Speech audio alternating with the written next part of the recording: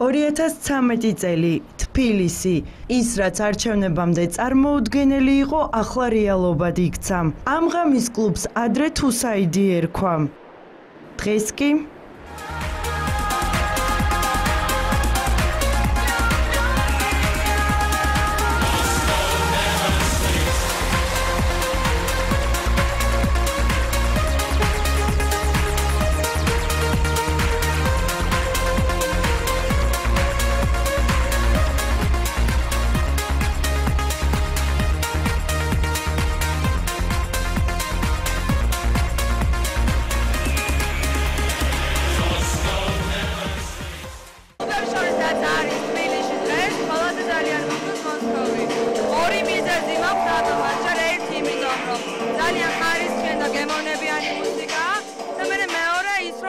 ნაღები საზოგადოება იკრიბება აქ თბილისის.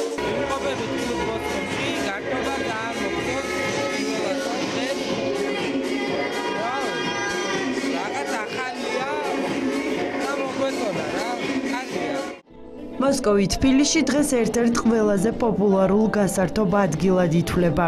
500 კაციანი კლუბი ყოველი კვირის ბოლოს მთლიანად იტვირთება. თბილისში ახლად გახსნილ პატარა მოსკოვში ახალგაზრდები ქართულ მომღერლებთან ერთად ხშირად რუსეთიდან ჩამოყვანილ მუსიკოსებსაც უსმენენ.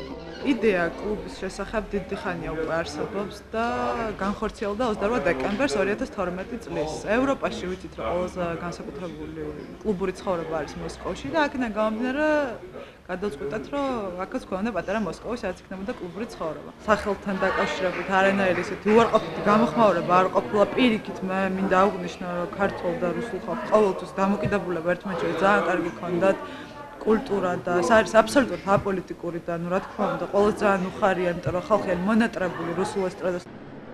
რამდენიმე წლის წინ ქართულ რესტორნებში იშვიათად თუ მოусმენდით რუსულ ენაზე აჟღერებულ ჰანგებს. დღეს უკვე რესტორნის მოყვარულებს რუსული სიმღერებით ტკბობა შეუძლიათ.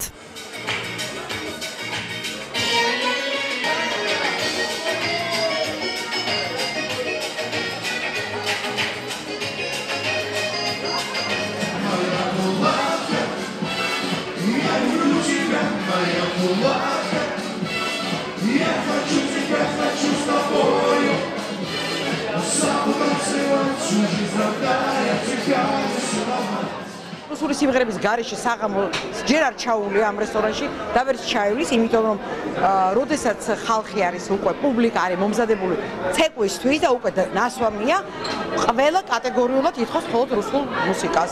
და ამიტომ ძალიან მრავალფეროვანი რეპერტუარი გვაქვს რუსული მუსიკის. და ჩვენ ვიცით როგორი ესტრადა რუსული არის მსოფლიოში ცნობილი და ძალიან პოპულარული და ამიტომ ჩვენს რესტორანშიც ძალიან დიდი მოთხოვნა რუსულ რეპერტუარზე.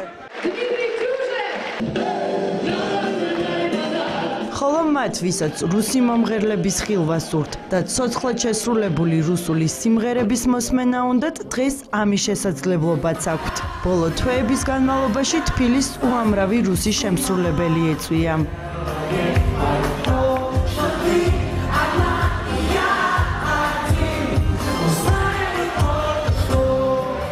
გადატვირთული დარბაზები და ბიზზე შესრულებული უამრავი სიმღერა, ასე ქართველი მაყურებელი მონატრებულ რუს მომღერლებს ხვდება. მოსკოვური ღამის ცხოვრებისა და რუსი მომღერლების მოსმენის გარდა ბოლო პერიოდში რუსული ენის შესწავლის მოთხოვნაც გაიზარდა. ადრე თუ სამსახურს ინგლისური ენის ცოდნის გარეშე ძნელად იშოვიდით, დღეს ერთ-ერთ მთავარ მოთხოვნად რუსულის ცოდნა იქცა. არჩევნების მერე ძალიან დიდი მოთხოვნა წამოვიდა, თვეში მინიმუმ 40 ადამიანი მოდის რუსული შესასწავლად.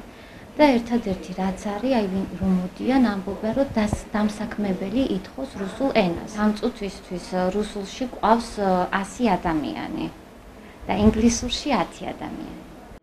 შესაძლებელია თუ არა საქართველოს და რუსეთს შორის მეგობრობა და ურთიერთობის დათბობა. ეს შეკითხვა მოსახლეობას დავუსვით. რა თქმა უნდა არ არის კარგი ოკუპირებული რომ არის, მაგრამ მეგობრობა აუცილებლად საჭიროა. არა. რატო? იმიტომ რომ მაგალმა გადავგვიარეთ ჩვენ. თვალშისაცემია, რომ რუსეთთან ურთიერთობის დათბობის პირველი ეტაპი საკმაოდ სწრაფად განხორციელდა. Როგორ გაგრძელდება საქართველოს და ოკუპანტ რუსეთის და მეგობრების მორიგი მცდელობა, ამას უკვე დრო გვიჩვენებს.